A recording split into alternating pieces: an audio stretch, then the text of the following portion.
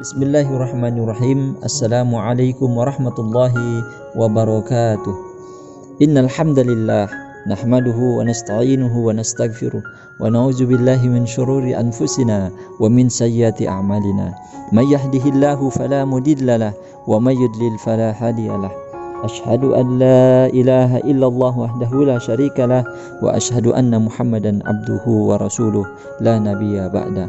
Allahumma salli ala Sayyidina Muhammad wa ala ali Sayyidina Muhammad. Kaum muslimin yang dirahmati Allah subhanahu wa ta'ala, bersyukur kepada Allah subhanahu wa ta'ala atas segala limpahan rahmat serta karunia-Nya.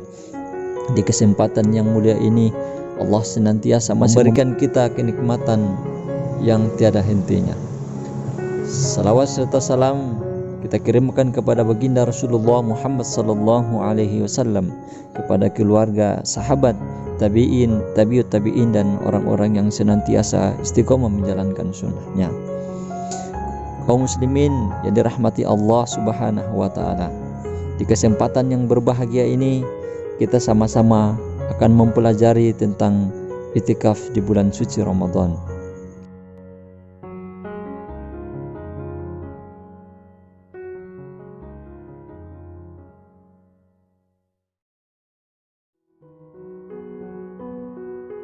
Jamaah kaum muslimin rahimakumullah, kesempatan yang berbahagia ini kita sama-sama mempelajari tentang itikaf.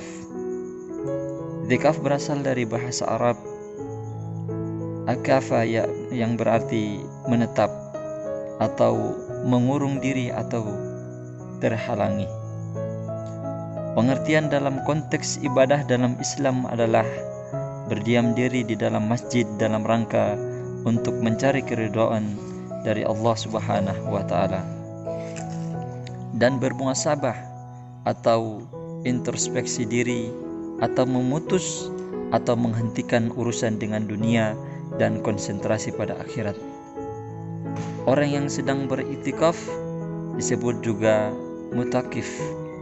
Secara harfiah, itikaf adalah tinggal di suatu tempat untuk melakukan suatu yang baik. Dengan demikian, itikaf adalah tinggal atau menetap di dalam masjid dengan niat beribadah guna mendekatkan diri kepada Allah subhanahu wa ta'ala. Penggunaan kata itikaf di dalam Al-Quran terdapat pada firman Allah subhanahu wa ta'ala, berfirman di dalam Quran surat Al-Imran ayat 187. A'udzu billahi minasy syaithanir rajim. Bismillahirrahmanirrahim. Tsumma atimmus siyama ilal lail wa la tubashiruhunna wa antum 'akifun في المساجد تلك حدود الله فلا تقربوها كذلك يبين الله آياته للناس لعلهم يتقون صدق الله العظيم.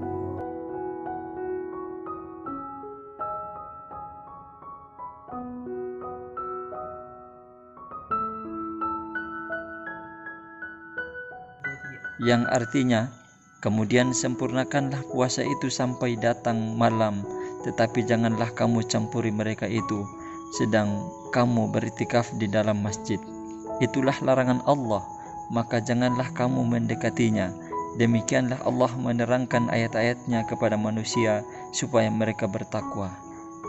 Di dalam Islam, seorang bisa beritikaf di masjid kapan saja, namun dalam konteks bulan Ramadan, maka dalam kehidupan Rasulullah sallallahu alaihi wasallam, itikaf itu dilakukan selama 10 hari terakhir.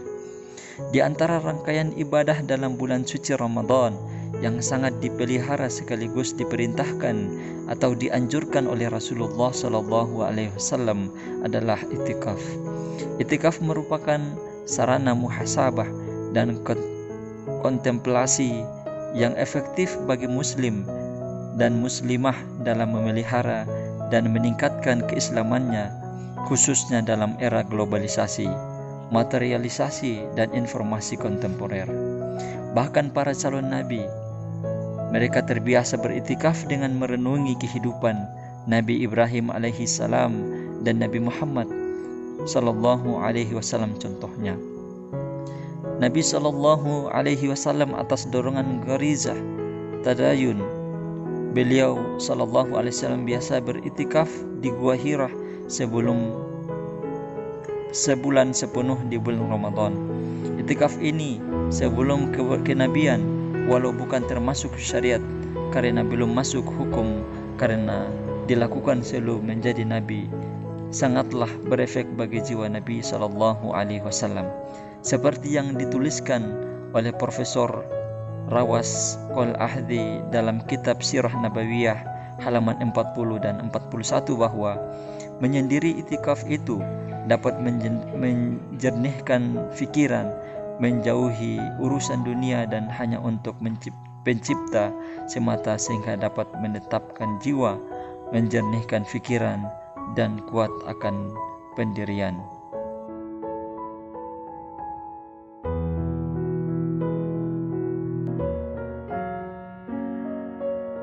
Macam-macam iktikaf.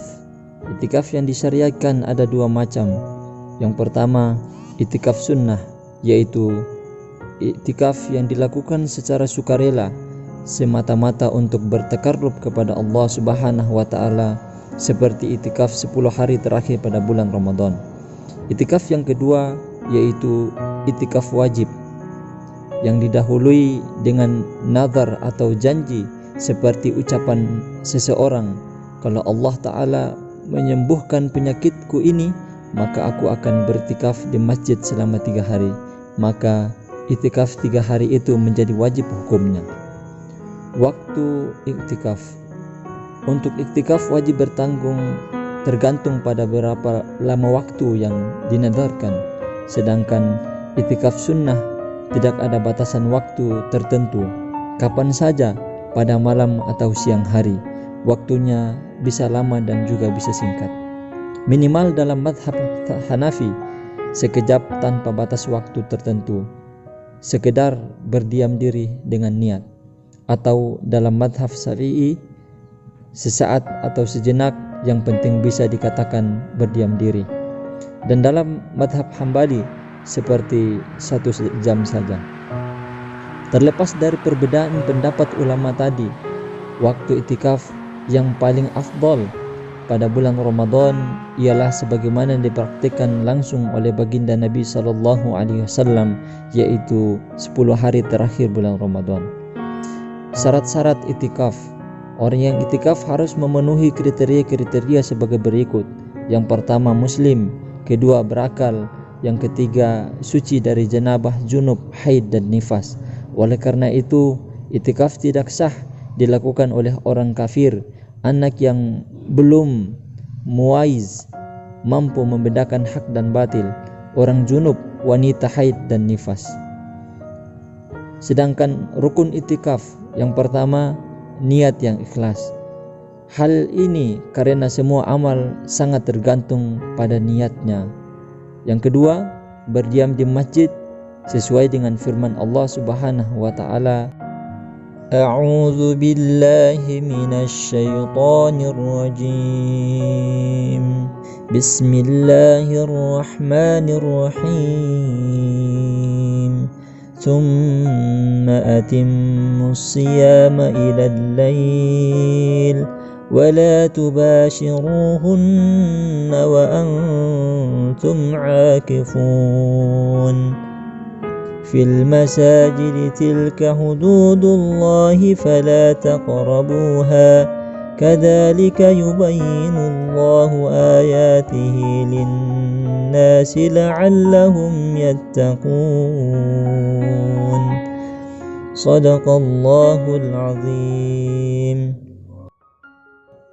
Yang artinya, kemudian sempurnakanlah puasa itu sampai datang malam, tetapi janganlah kamu campuri mereka itu sedang kamu beriktikaf di dalam masjid.